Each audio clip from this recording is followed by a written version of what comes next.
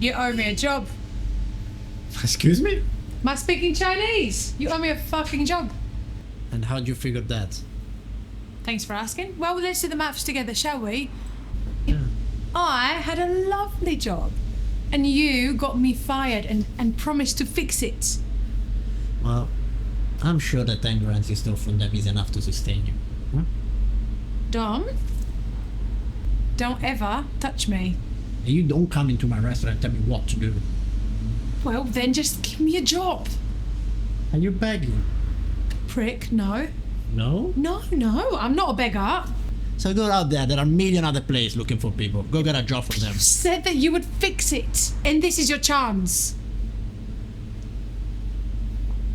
You know what? You can keep it. Keep what? My chance, because I'm not taking it. Dickhead. Goodbye, Tina. We'll be back, Tom. Fucking watch me.